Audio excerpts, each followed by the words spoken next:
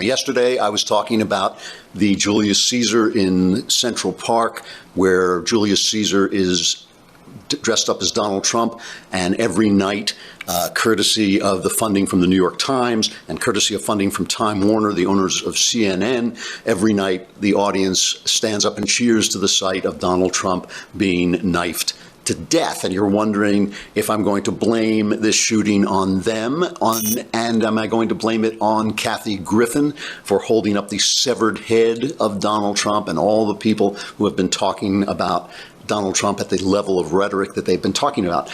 And I'm not. And there's one very specific reason that I'm not going to do that. And the reason is I don't work for CNN, and I don't work for the New York Times, and I don't work for the ABC, and I don't work for the left-wing media that does this all the time.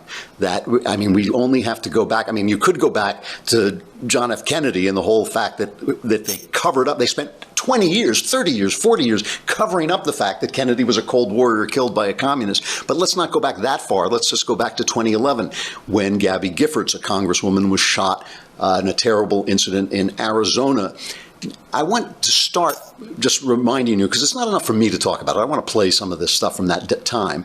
But first I want to start by playing a friend. The shooter's name was Jared Loughner, and he was, like all these guys, a crackpot. And I hesitate to call him schizophrenic, though that's technically what he had. And the only reason I hesitate to do that is most schizophrenics, it's a tormenting, terrible disease. And most schizophrenics are incredibly, are peaceful and never cause harm. So I don't want to demonize them, but it's some kind of, people do this stuff almost always because they are mentally ill. Almost always. It's because they're mentally ill, especially in America, where we're really not dealing, thank God, with the kinds of things that need to be stopped with a gun. But let's just play. Here is Jared Loughner's buddy who is talking about his motivation. This is cut 2. He did not watch TV. He disliked the news. He didn't listen to political radio. He didn't take sides. He wasn't on the left. He wasn't on the right. Okay.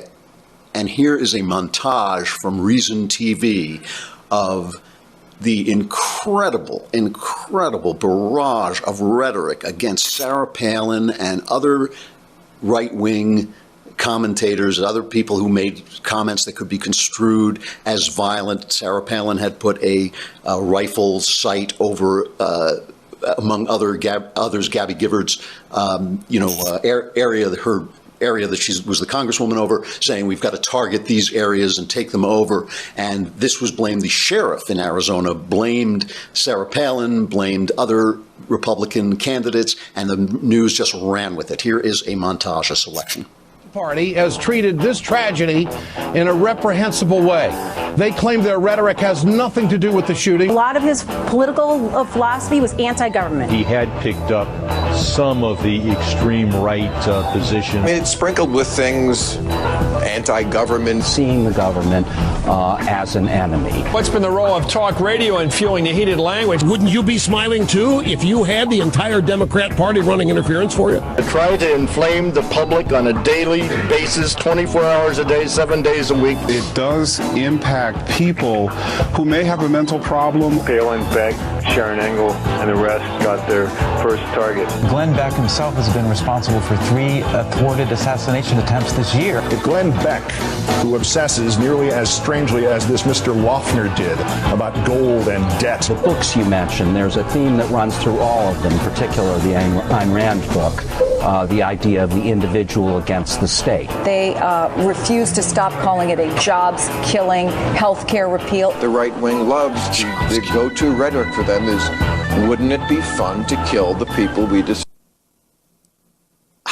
Yeah, so that was the left reacting to the shooting, the non-political shooting by a madman of Gabby Giffords, and we are not going to do that because we're not them. But that in itself creates a problem. And I just want to end this part before we say goodbye to Facebook and YouTube. I just want to end by talking about Ross Douthat's column this morning, which I bet he wishes he had back, talking about Julius Caesar in the park. And Douthat is one of the House conservatives at the New York Times. And he wrote a column called The Trumpiest Roman of Them All. And it begins, the problem with staging a Julius Caesar in which Caesar clearly resembles Donald Trump, the culture war controversy du jour, thanks to Shakespeare in the Park, isn't that doing so encourages the president's assassination.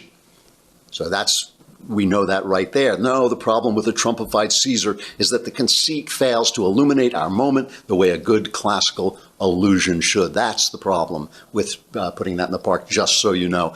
So we're going to continue talking about this because it really does create a very specific moral dilemma for us. But first I got to say goodbye to Facebook and YouTube, but that means